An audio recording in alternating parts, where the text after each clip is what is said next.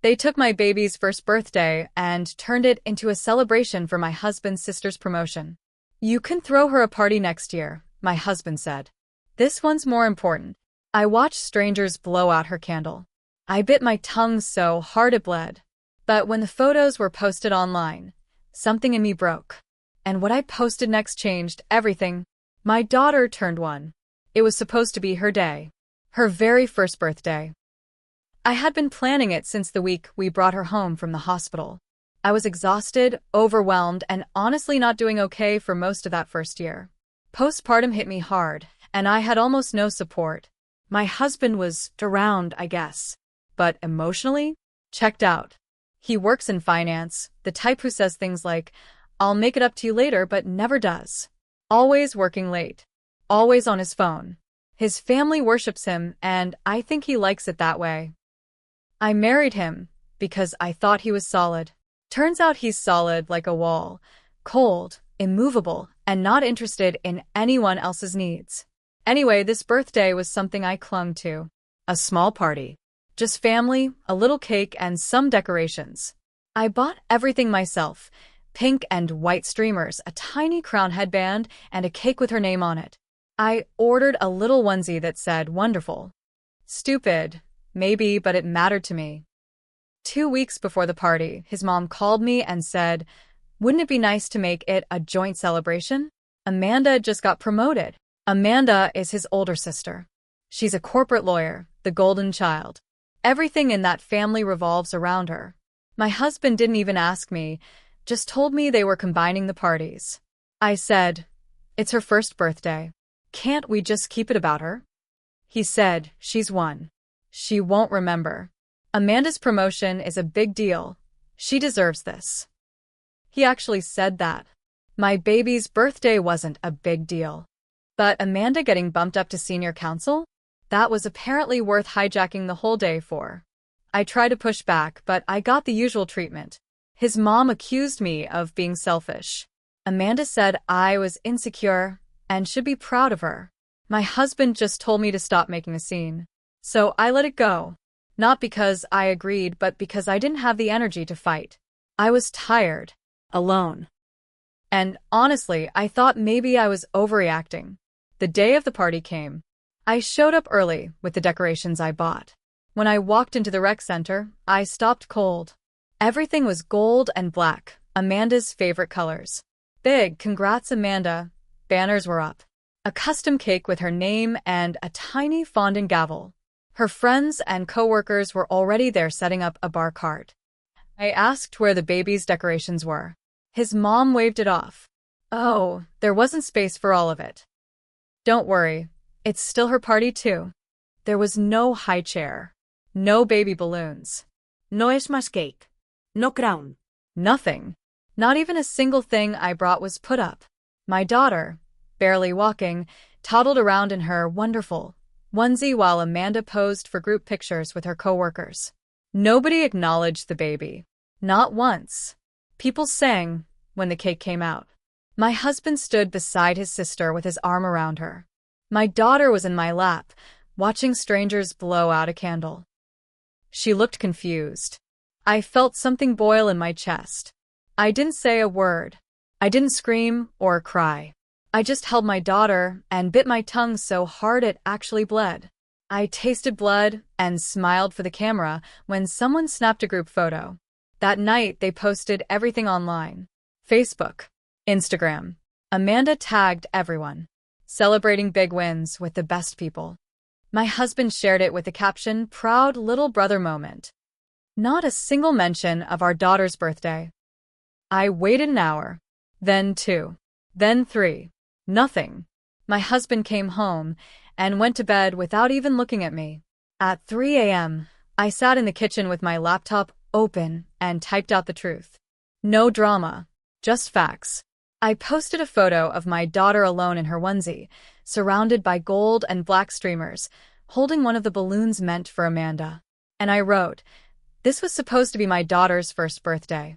I planned for months." But my husband's family decided my sister-in-law's promotion was more important. So they erased my baby from her own celebration. No cake. No decorations. Not even a candle for her. Just strangers and champagne for Amanda. I stayed quiet all day. But now I want people to know. Because maybe I was wrong to stay quiet for so long. I clicked post. I didn't tag anyone. I didn't have to. By morning, the fallout had started. When I woke up the next morning, my phone was blowing up. Dozens of messages. Missed calls. Voicemails. Some from friends. Some from people I barely talked to.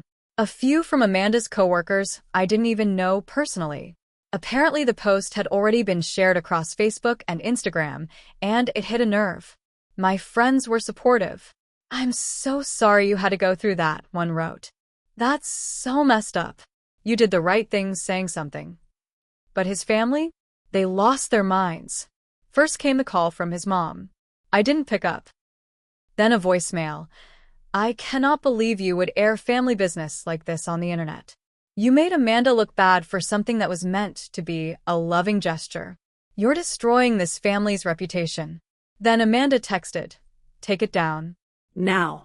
This isn't just embarrassing, it could affect my job. Do you even care about what you've done?" I didn't answer. Not because I was trying to be dramatic, but because I had nothing left to say. They had humiliated my daughter and dismissed me for a year straight. Now that someone outside the family finally saw what they were really like, they were scared. That wasn't my problem. My husband came home early from work that day. He slammed the door behind him and walked straight into the kitchen. "What the hell did you do?" he snapped. I just looked at him and said, "I told the truth." He started pacing, angry, like it was about him. "My phone's been ringing all morning. Amanda's furious. My mom is threatening to cut us off. You need to fix this." I stayed calm. I said, "You stood there and let them take her birthday. You didn't even mention her once in your post. Do you even realize how that looked?" He scoffed. "It wasn't that serious. She's a baby." "No," I said. "She's my baby. And she's not invisible." We didn't speak for the rest of the night. He slept on the couch. Over the next few days, the silence between us thickened into something that felt permanent. I stopped cooking for him, stopped folding his laundry. I took care of my daughter and stayed in my lane.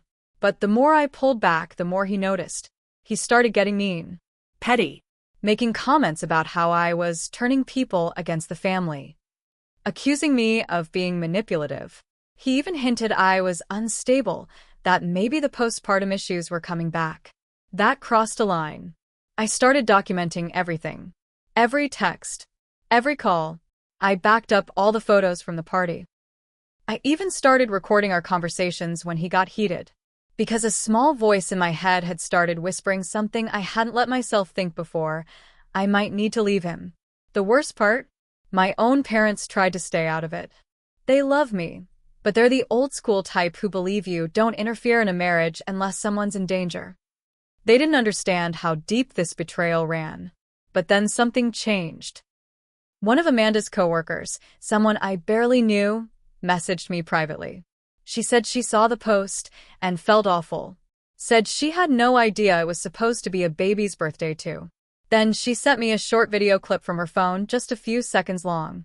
Amanda blowing out the candle, laughing, with my baby in the corner of the frame reaching for the cake and being pulled away by my husband's mother. That clip broke something in me. I showed it to my mom.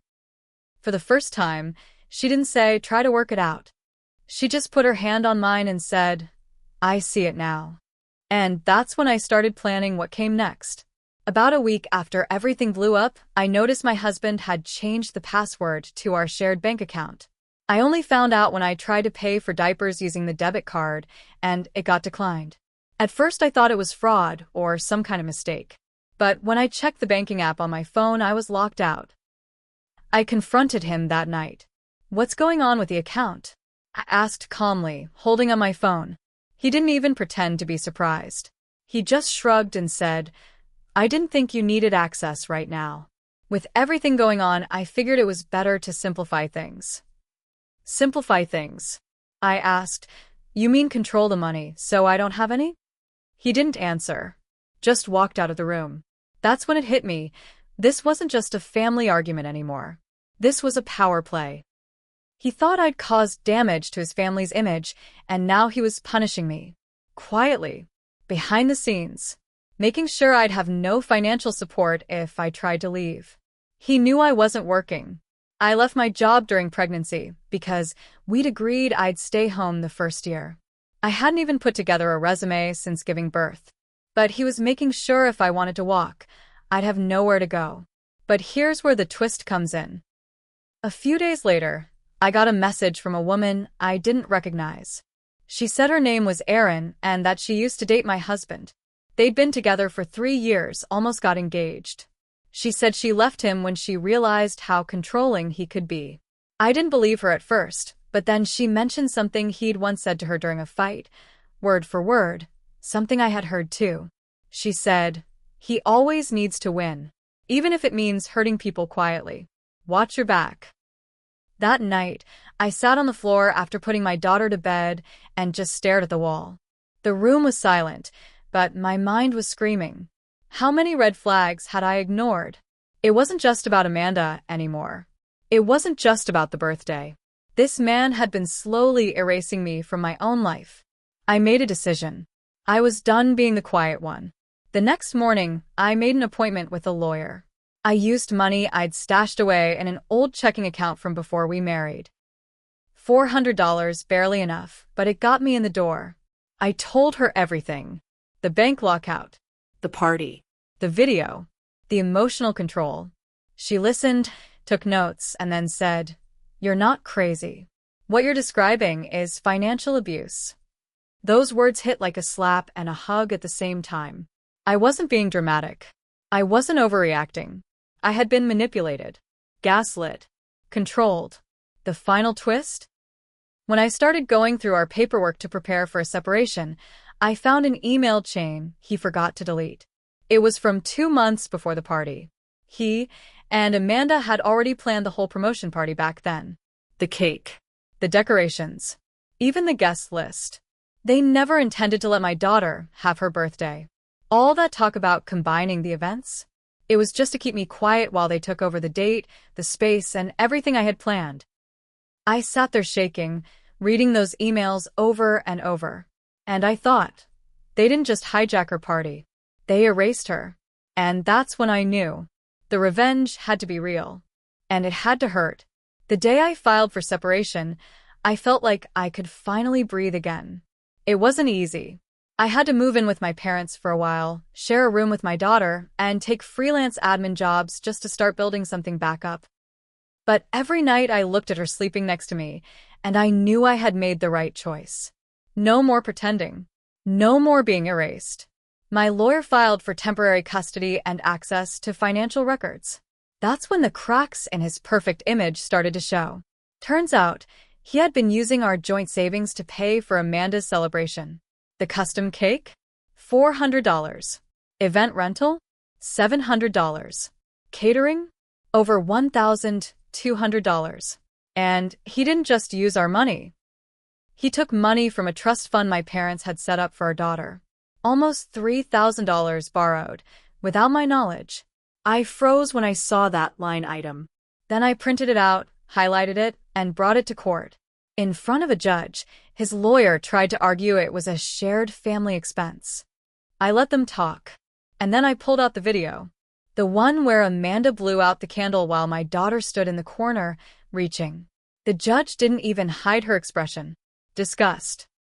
From that moment on, I had full temporary custody. He was granted supervised visitation until a formal agreement could be made. He moved in with Amanda and his mother after that, 2 people who had gone completely silent online since the fallout.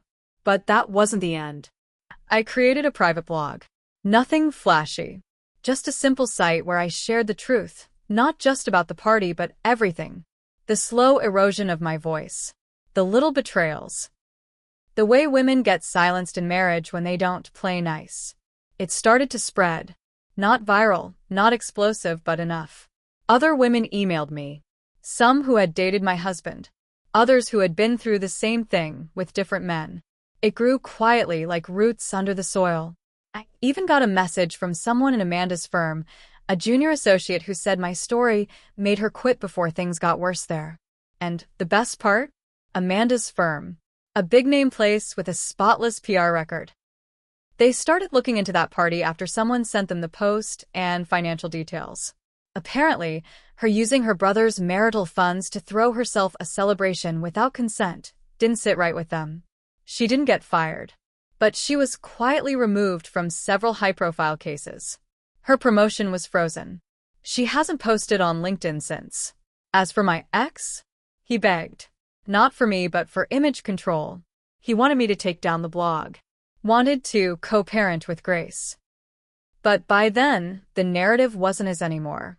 I told him the same thing he told me that day. I asked to keep our baby's party separate.